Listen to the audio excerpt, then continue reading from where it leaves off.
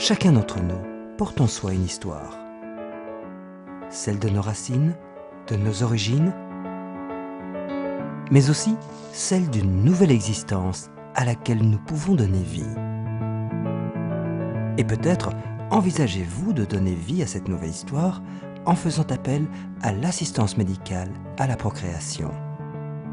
Dans ce cas, nous vous invitons à parcourir ce programme qui s'apparente à une visite guidée vous permettant de découvrir pourquoi l'assistance médicale à la procréation s'avère parfois nécessaire. Quelles sont les interventions médicales envisageables? Et à quelle forme de soutien personnel vous pouvez également recourir? Commençons notre visite avec quelques portraits qui vous sont probablement familiers. 1978, naissance de Louise Brown. Une petite fille a priori comme les autres, mais aussi le premier bébé éprouvette. Avec cette naissance, l'histoire de millions de couples allait dès lors pouvoir s'écrire très différemment. En fait, quelles peuvent être les causes de l'infécondité? Pour le comprendre, continuons notre visite en examinant tout d'abord les mécanismes de la reproduction normale. L'image d'un embryon tel que celui-ci vous est probablement familière. Mais imaginez pouvoir assister aux premiers instants du développement de cet être vivant. Son histoire commence ici, dans les organes de reproduction féminins. Chez la femme, les organes de la reproduction sont les ovaires, l'utérus et ses trompes, et le vagin. Approchons-nous de l'un de ces ovaires. Dès notre naissance, les ovaires disposent d'un stock définitif de cellules telles que celle-ci, appelée ovocytes. Ces cellules jouent dans notre histoire un rôle déterminant. Prenons un peu de recul. Lors des cycles menstruels, cette petite glande située sous notre cerveau et appelée hypophyse sécrète des hormones qui seront transportées jusqu'aux ovaires. Ces hormones vont alors provoquer dans les ovaires une séquence d'événements bien établie. À chaque cycle, ces hormones stimulent quelques ovocytes entourés d'une couronne de cellules qui forment ainsi des follicules. Ce follicule, à nouveau stimulé, va expulser l'ovocyte vers l'étape suivante, les trompes. On parle alors d'ovulation. Notre ovocyte va ainsi rester en attente dans les trompes durant quelques heures. Pour l'étape suivante, examinons quelques instants les organes reproducteurs masculins. Chez l'homme, les cellules reproductrices sont les spermatozoïdes produits dans les testicules. Suivons à présent ces spermatozoïdes progressant dans les organes reproducteurs féminins. Nous arrivons, avec les spermatozoïdes, au niveau du col de l'utérus. De petites glandes, situées dans la paroi du col, sécrètent alors un liquide visqueux appelé glaire. Cette glaire favorise la sélection des spermatozoïdes. Ainsi, parmi les millions de spermatozoïdes arrivant dans le vagin, seule une faible quantité va pouvoir atteindre les trompes.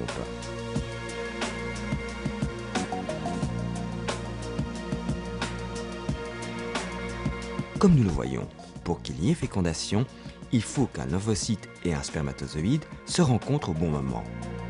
En effet, l'ovocyte n'est fécondable que durant les 24 heures qui suivent l'ovulation. Les spermatozoïdes, quant à eux, sont susceptibles de rester fécondants pendant 4 à 5 jours. Ceci explique pourquoi une femme n'est fécondable que quelques jours par mois. Après la fécondation, l'ovocyte fécondé se divise alors en 2, 4 et 8 cellules.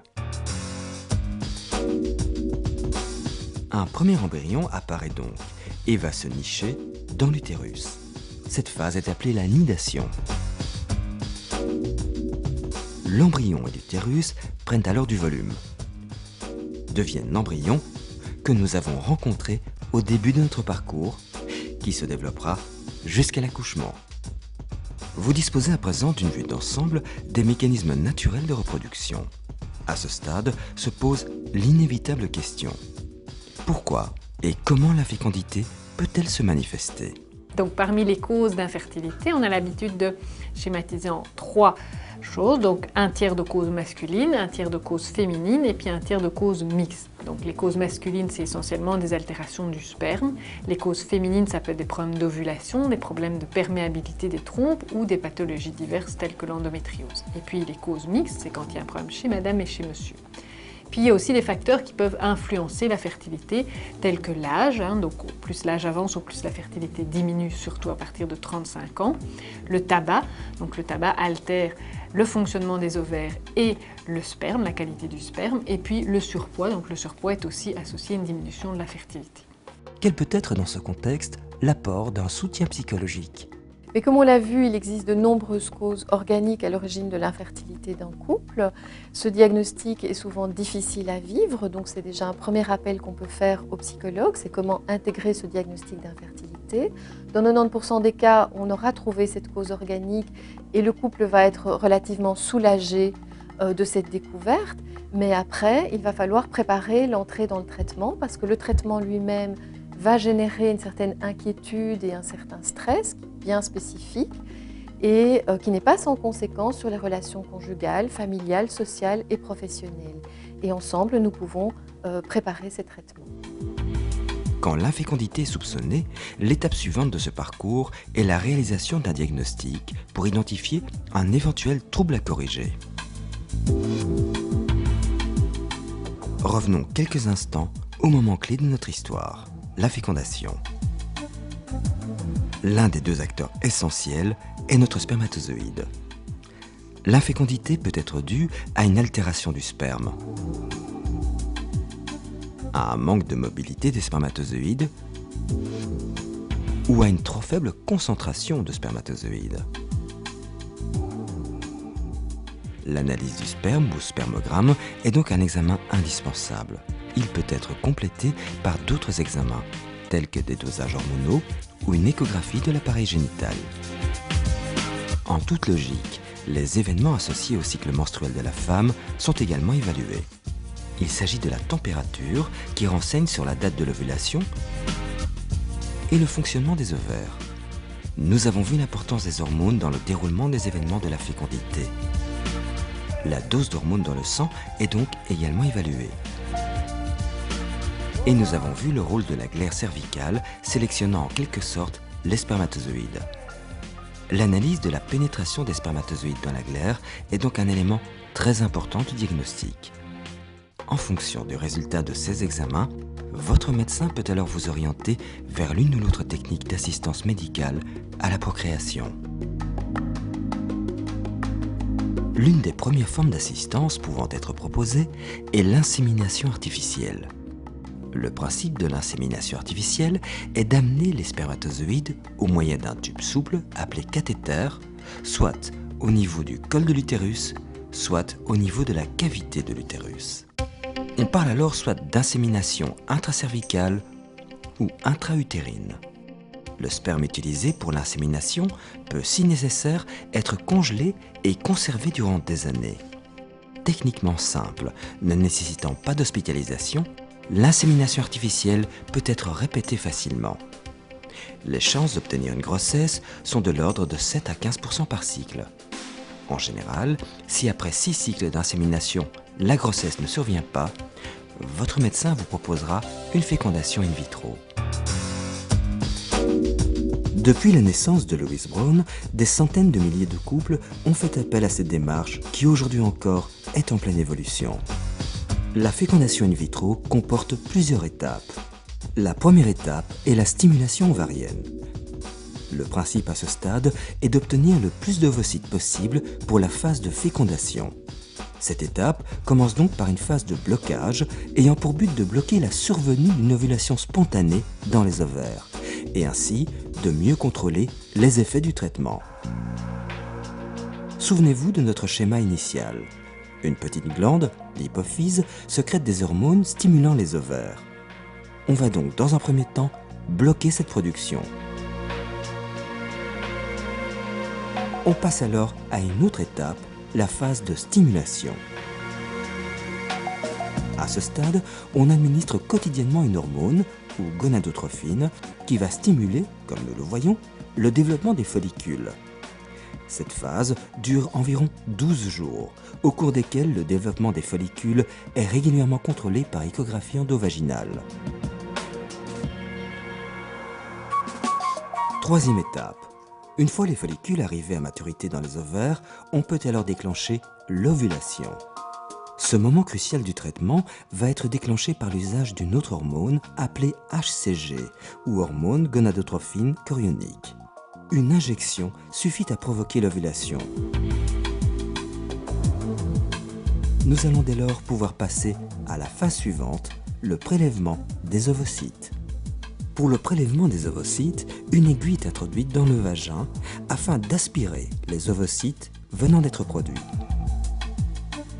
Cette étape requiert une courte hospitalisation et se déroule sous anesthésie. Le liquide recueilli est ensuite analysé en laboratoire pour identifier le nombre d'ovocytes recueillis. Ce nombre peut varier de 0 à 10 en moyenne. Les ovocytes sélectionnés vont alors être conservés en vue de l'étape suivante, la fécondation proprement dite. Nous allons placer ce sperme et les ovocytes dans un milieu de culture favorable à leur survie et à la fécondation. C'est l'étape de la fécondation in vitro. Après 24 heures, on observe alors si la fécondation a bien eu lieu. Les ovocytes fécondés se présentent sous forme d'une cellule à 2 noyaux, l'un d'origine paternelle et l'autre d'origine maternelle. Après 48 heures, l'œuf fécondé a considérablement évolué. Il est composé de plusieurs cellules. C'est déjà un embryon que l'on peut transférer dans l'utérus maternel. Lors du transfert des embryons dans l'utérus, les embryons sont introduits à l'aide d'un fin tube souple jusqu'à l'utérus où ils sont déposés. Après ce transfert, commence alors la longue attente. 12 jours sont nécessaires pour avoir l'assurance qu'une grossesse se développe. À ce stade, certains éléments pratiques peuvent considérablement faciliter votre parcours. Ce que je dis toujours à un couple qui commence une fécondation in vitro, c'est qu'au moment où ils s'inscrivent pour un cycle, c'est-à-dire au moment où ils s'inscrivent pour commencer leur traitement, il faut déjà qu'ils prévoient le rendez-vous avec le médecin 1 mois plus tard. C'est-à-dire qu'un mois plus tard aura lieu l'annonce, on leur téléphonera pour leur dire si oui, le cycle a marché, madame est enceinte, ou non, il va falloir recommencer. Surtout en cas de réponse négative, il est important que le couple voie le médecin rapidement, pour 2 raisons. D'abord pour pouvoir débriefer techniquement, leur dire ce qui a fonctionné, ce qui n'a pas fonctionné, en quoi est-ce qu'on va le deuxième cycle va pouvoir être plus efficace, qu'est-ce qu'on va pouvoir améliorer pour augmenter leurs chances de grossesse. Et puis surtout, pour pouvoir les voir dans ce moment de fragilité qui est les 2-3 jours qui suivent la période de l'annonce. Et précisément, que faire en cas de résultat négatif ? Si le résultat est négatif, dans ces cas-là, il y a un piège qu'il faut éviter. C'est ce qu'on appelle l'escalade technique, c'est-à-dire de vouloir le plus vite possible recommencer un nouveau traitement pour oublier ou pour se consoler de la déception de l'essai précédent. Dans ce cas-là, il est utile de prendre contact aussi avec la psychologue. L'assistance médicale à la procréation est une technique en constante évolution et permet sans cesse d'offrir de nouvelles options aux couples concernés, telles que par exemple l'ICSI. Cette technique se justifie éventuellement après un échec de la fécondation in vitro conventionnelle. Dans ce cas, les étapes de la stimulation ovarienne et de recueil des ovocytes sont identiques à la fécondation in vitro. Mais lors de la fécondation proprement dite, on injecte directement un spermatozoïde dans chaque ovocyte. Cette étape est réalisée sous microscope et demande bien sûr une précision extrême. Mis à part toutes ces solutions médicales que nous venons de voir, quel peut être le rôle du couple dans notre histoire ? Le rôle du couple, il est central dans le projet qu'il essaye de mener à bien. Il est central parce que la technologie peut quelque chose, mais ils peuvent améliorer l'issue de la technologie, augmenter leurs chances de grossesse en ayant une hygiène de vie. Si on demande de contrôler les facteurs de risque tels que le tabac ou le poids, c'est parce que ça a un impact décisif et important sur les taux de succès, sur les taux de grossesse. Et ainsi, se prenant en charge, le couple reste acteur principal de son projet et c'est ça qu'on leur demande et ça nous aide également beaucoup. L'assistance médicale à la procréation est dans tous les cas un parcours et une histoire. Et comme dans tout bon roman, sa rédaction est parfois complexe, Des défis vous attendent à chaque chapitre, mais elle s'enrichit quotidiennement de nouvelles possibilités pour vous aider à donner vie aux héros et héroïnes dont vous avez rêvé.